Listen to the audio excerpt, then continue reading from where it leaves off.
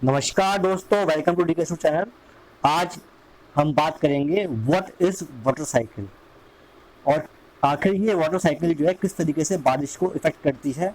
Water cycle के through कैसे बारिश होती है इस बारे में भी हम जानेंगे। जैसा कि हम जानते हैं कि आजकल सीजन मानसून का है, तो आखिर किस तरीके से ये रिलेट करता है, मानसून जो है किस तरीके से बारिश करता है, वो सब चीज़ें आज जानेंगे हम।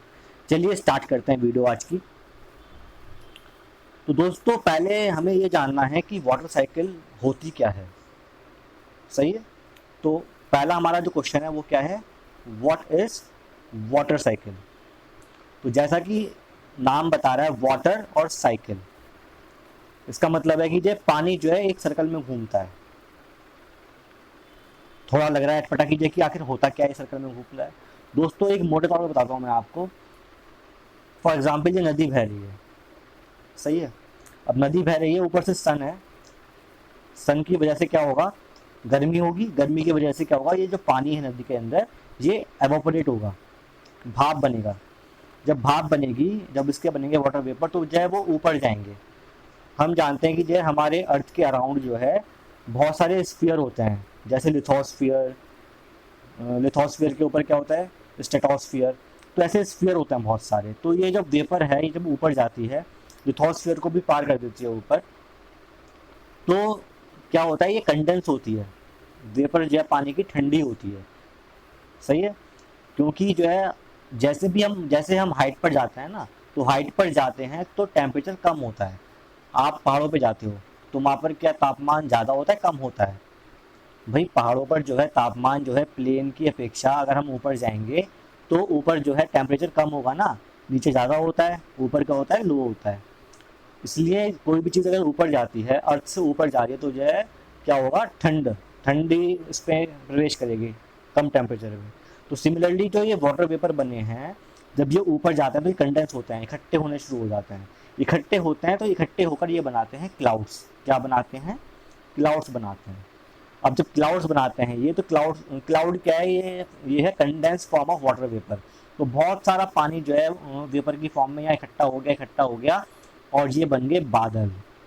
जब एक ऐसी स्टेज आ जाती है कि अब ये जो एक परत है क्लाउड्स की, ये और पानी को एब्जॉर्ब नहीं कर सकती, अपने पास नहीं रख सकती है, तो क्या होता है, फिर वो पानी नीचे गिरना शुरू करता है इन द फॉर्म ऑफ रेन। बारिश की फॉर्म में स्मॉल ड्रॉपलेट्स ऑफ वाटर इससे लीक, जैसे एक थैली होती है, एक थैली पन्नी की है, उसमें पानी भरते रहो, क्या होगा, एक टाइम ऐसा आएगा उसमें हल्का सा छेद हो जाएगा, वो छेद से पानी निकलना शुरू हो जाएगा।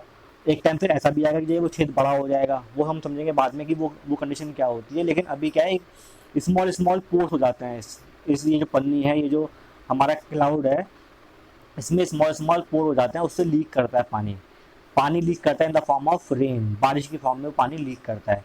भाई बारिश होगी तो फिर कहाँ जाएगी, ज़मीन पर आएगी। ज़मीन पर आएगी तो ज़मीन पर कुछ तो पानी एब्जॉर्ब होगा ग्राउंड में, कुछ पानी पेड़ यूज़ कर लेंगे और कुछ पानी बह जाएगा दोबारा नदी के अंदर। तो एक साइकिल बन गई ना दोस्तों।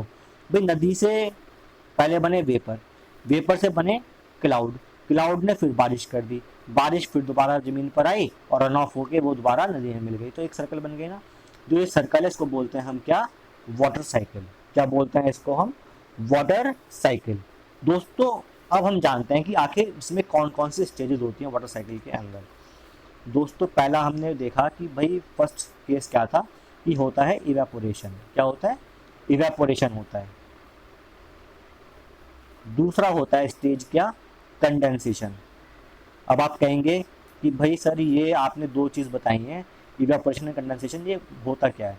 तो इवेपोरेशन मतलब क्या होता है, इवेपोरेशन का, कि जब पानी जो है कन्वर्ट होता है वाटर वेपर में, when water convert into water vapour, that process is called evaporation. Convert कैसे होना है, जब हीट गेन करे, वाटर जो है जब हीट गेन करेगा तो इट विल कन्वर्ट इनटू किसमें, वाटर वेपर में। तो ये जो कंडीशन है इसको बोलते हैं हम इवेपोरेशन। अब वो जो वाटर वेपर है, जो वाटर वेपर बनी है हमारी, अगर वो दोबारा कन्वर्ट हो जाए वाटर में या फिर आइस में कन्वर्ट हो जाए। जो वाटर वेपर है, भाई तीन स्टेज होती हैं लिक्विड की, सॉलिड, लिक्विड और गैस। जो वाटर वेपर है that is in the form of gas, वो भी किस फॉर्म में है, गैस फॉर्म में है। ठीक है। भाई मैं बता रहा हूँ आपको व्हाट इज इवेपोरेशन। हम पढ़ रहे हैं व्हाट इज इवेपोरेशन, जो कि एक इम्पॉर्टेंट टॉपिक है वाटर साइकिल के अंदर। तो जो पानी था नदी का, वाटर जो था वो कन्वर्ट किस में हो गया, वो कन्वर्ट हो गया वाटर वेपर के अंदर। किस में कन्वर्ट हो गया, सॉरी वाटर वेपर में कन्वर्ट हो गया। वो वाटर जो था वो कन्वर्ट हो गया वाटर वेपर के अंदर। तो वाटर क्या है, it is the form of liquid, और वाटर वेपर क्या है, ये फॉर्म है किसका, गैस का। अगर ये वापस वाटर वेपर कन्वर्ट हो जाए किसमें, या तो आइस में कन्वर्ट हो जाए, आइस फॉर्म क्या है सॉलिड, या फिर लिक्विड में कन्वर्ट हो जाए वापस, तो इसको बोलते हैं कंडेंसेशन। अगर गैस फॉर्म से चेंजेस हो रहे हैं लिक्विड में या आइस में, that is called a condensation. बात समझ में आ रही है। तो ये दो प्रोसेस तो इंपॉर्टेंट है भाई। अब क्या हुआ, पहले में हुआ इवेपोरेशन, दूसरे में कंडेंसेशन। मतलब कि कंडेंसेशन होने के बाद क्या बन जाते हैं, बादल बन जाते हैं। कंडेंसेशन होने के बाद क्या बन जाते हैं, क्लाउड्स बन जाते हैं, बादल बन जाते हैं। अब आती है स्टेज क्या, अब आता है सैचुरेशन स्टेज। मतलब कि पानी इतना इकट्ठा हो चुका है क्लाउड के अंदर कि सैचुरेट हो गया है क्लाउड। अब वो और पानी नहीं ले सकता। क्लाउड के अंदर पानी इतना इकट्ठा हो गया है भैया कि वो अब और ज़्यादा पानी को एब्जॉर्ब नहीं कर सकता, पानी अपने पास होल्ड नहीं कर सकता। तो जय that is the stage of saturation.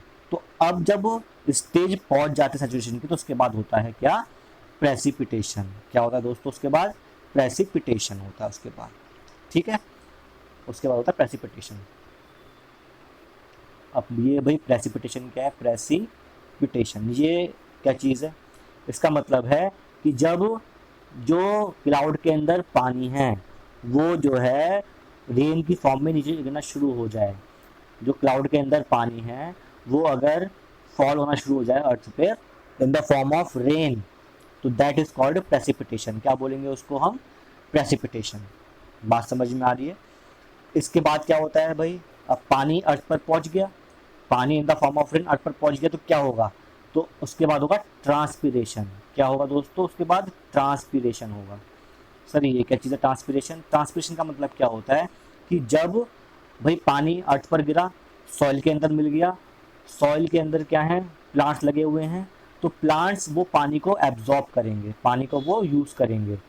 ठीक है ना, क्यों यूज़ करेंगे, क्योंकि उनको खाना बनाना है, टू मेक फूड।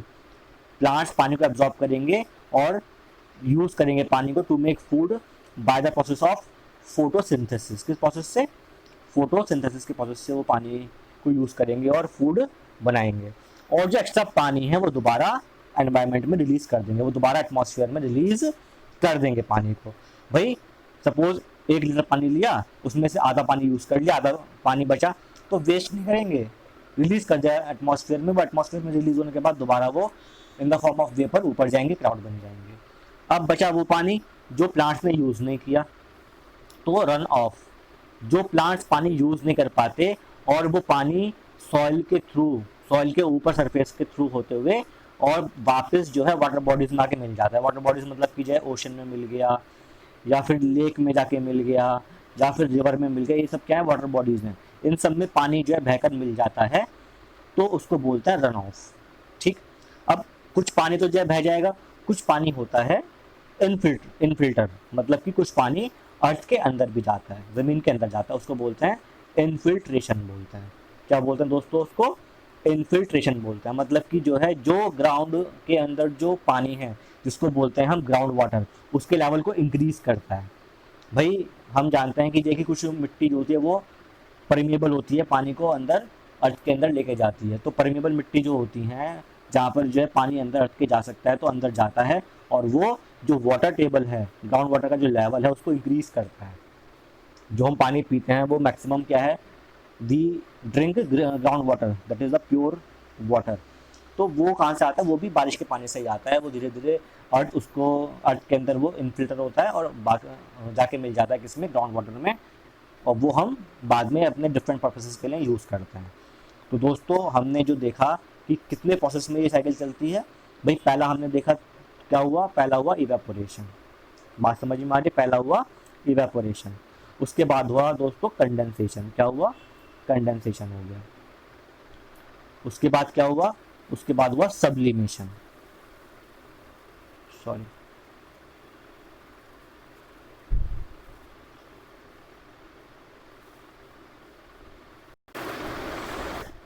बीच में थोड़ा स्क्रीन ख़राब सी हो गई थी, तो उसके लिए माफ़ी चाहता हूँ। तो पहला हुआ था दोस्तों इवेपोरेशन, फिर हुआ कंडेंसेशन, और फिर हुआ था सब्लिमेशन। क्या हुआ था? सब्लिमेशन। उसके बाद हुआ प्रेसिपिटेशन, ठीक है, और फिर ट्रांसपिरेशन और रन ऑफ, पानी बह गया था बाहर, और फिर इनफिल्ट्रेशन। इन प्रोसेस के थ्रू ये पूरा का पूरा प्रोसेस इन्वॉल्व होता है इन एनी वाटर साइकिल। बात समझ में आ रही? कोई भी वाटर साइकिल पढ़ेंगे आप, तो अगर आप ये प्रोसेस लिख के आएंगे तो ही वो साइकिल कंप्लीट मानी जाएगी। तो ये एक मोटा मोटा मैंने बताया आपको कि जो है आखिर वाटर साइकिल में कौन कौन से प्रोसेस होते हैं। ठीक दोस्तों, उम्मीद करता हूँ कि आपको ये वीडियो पसंद आई होगी और क्लियर होगा ये कि वाटर साइकिल का मतलब क्या है, क्या किस तरीके से जो है बारिश होती है, कौन कौन से प्रोसेस इसमें इस्तेमाल होते हैं, वाटर के कितने फेजेस होते हैं, और हमारे अर्थ में एटमॉस्फेयर में क्या क्या चीज़ें होती हैं। भाई एटमॉस्फेयर के अंदर लिथोस्फीयर होता है, बायोस्फीयर होता है, हाइड्रोस्फीयर होता है, एटमॉस्फेयर ये सब है। इसके अलावा जो है ट्रोपोस्फियर है, स्ट्रेटोस्फियर है, ये सब चीज़ें होती हैं जो कि एक अलग टॉपिक है। अगर आप चाहते हैं इन सबको समझना तो मुझे आप बोलेंगे, तो मैं इस पर भी वीडियो लेके आऊँगा। बाकी वाटर साइकिल के अंदर जो भी चीज़ें मैंने एक शॉर्ट फॉर्म में आपको बताना चाहा है, उम्मीद करता हूँ कि आपको समझ में आया होगा। कोई भी दिक्कत अगर आपको इस टॉपिक के विषय में है तो मुझे कमेंट करके बताइए, और जैसा भी लगता है आपको टॉपिक समझ में आया नहीं समझ में आया तो जो है मुझे कमेंट करिए। If you like this video then please like this video, share this video and subscribe my channel. Thank you very much.